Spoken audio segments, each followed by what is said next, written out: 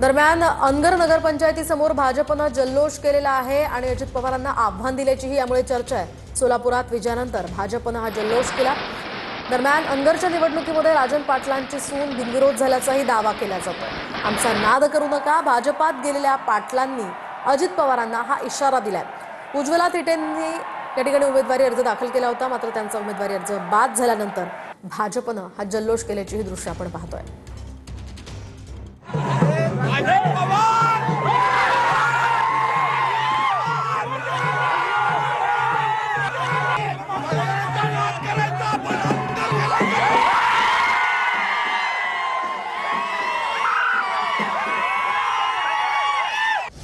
तर अनगरकर पाटलांचा पळपुटेपणा पुन्हा सिद्ध झाल्याचं उमेश पाटील म्हणालेत। उज्ज्वला थिटे यांचा उमेदवारी अर्ज बाद झाल्यानंतर उमेश पाटील यांनी राजन पाटलांवर ही टीका केली आहे। कितीही मोठा बाहुबली असला तरी एक महिला त्याला आव्हान देऊ शकते, हे सिद्ध झालंय असंही उमेश पाटील म्हणाले। अनगरकर पाटलांचा पळपुटेपणा पुन्हा एकदा सिद्ध झाला। लोकशाही मार्गाने निवडणूक लढवून लोकांचं मतदानातून आपल्याला असलेला पाठिंबा सिद्ध करण्याची संधी अनगरकर पाटलांनी गमावली आणि उज्ज्वला थिटे यांच्यावर कशा पद्धतीने त्या ठिकाणी अन्याय झाला।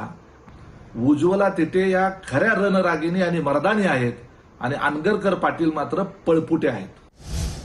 आणि आता बातमी जळगावमधून आहे। जळगावमधील भाजपच्या 3 नगरसेवकांची बिनविरोध निवड झाली आहे। सावदा, भुसावळ आणि जामनेरातील नगरसेवक बिनविरोध विजयी झालेत। भाजपच्या उमेदवार प्रीती पाटील सावद्यामधले भारंबी विजयी झालेत, तर गिरीश महाजनांच्या जामनेरमध्ये उज्ज्वला तायडे या बिनविरोध विजयी झाल्या। पार्श्वभूमीवर भाजपनं हा जल्लोष केलेला आहे। तर लोहा नगरपालिकेसाठी भाजपकडून एकाच कुटुंबातील 6 जणांनी अर्ज केलाय। भाजपकडून नवरा बायको, भाऊ भाऊजय, मेहुणा आणि भाच्याची पत्नी रिंगणात आहेत। नगराध्यक्ष पदासाठी गजानन सूर्यवंशी तर नगरसेवक पदासाठी त्यांची पत्नी गोदावरी सूर्यवंशी उमेदवार आहेत। तर नगरसेवक पदासाठी गजानन सूर्यवंशी यांचे बंधू सचिन सूर्यवंशी आणि त्यांच्या पत्नी सुप्रिया सूर्यवंशी या सुद्धा मैदानात आहेत।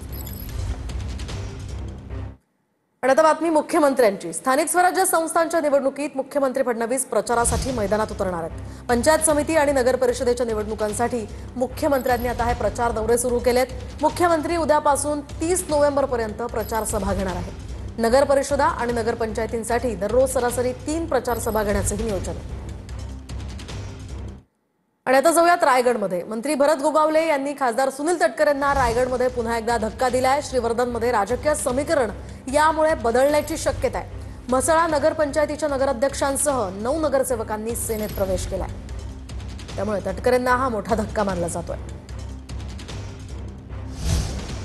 तर दुसरीकडे मुख्यमंत्र्यांसोबत चर्चा झाली आहे। महायुती मजबूत झाली पाहिजे असं एकनाथ शिंदे म्हणतात। महायुतीला गालबोट लागता कामा नये, शिवाय मुख्यमंत्र्यांनी सांगितलंय महायुतीमध्ये अंतर्गत प्रवेश नको असंही उपमुख्यमंत्री शिंदे म्हणाले। अतिशय सक्त सूचना मुख्यमंत्री त्यांच्या पदाधिकाऱ्यांना देतील असंही शिंदे यावेळी सूचक विधान करत म्हणाले। तर शिंदेंच्या सेनेतनं भाजपामध्ये जी इन्कमिंग झाली त्यावर शिंदेंनी ही प्रतिक्रिया दिली आहे।